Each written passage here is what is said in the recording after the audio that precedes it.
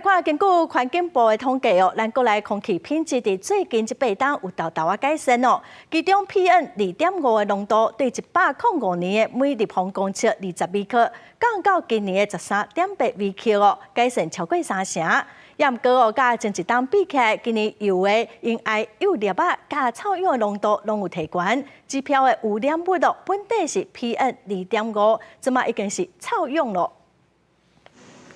环境部改善空气污染，这8年各项污染物的浓度当咧大大改善，亲像空气品质指标 AQI 高过100，代表空气品质不良的日子比例，为8年前的15.09%减到即马的6.35%。虽讲空气品质指标 AQI 高过100的日子变少，但是今年 PM2.5甲臭氧的平均浓度，偏去年有增加10%加5%左右。环境部表示是受天气影响。今年跟去年比起来，降雨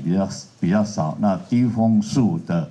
状况是比较多一点点哈。落雨少，较少透大风，空气污染物就较恶散，加上高温等气象条件，也致使臭氧前驱物质积累细半部，变成臭氧影响空气品质。所以环境部也表示，2024年到2027年，政府改善空气品质的重点会可能降低臭氧。其实针对臭氧的前驱物，包括这个氮氧化物。跟我们的这个有机污染物就 VOC 的部分加强管制，比如说针对固定污染源里面的易散源，我举例像涂布业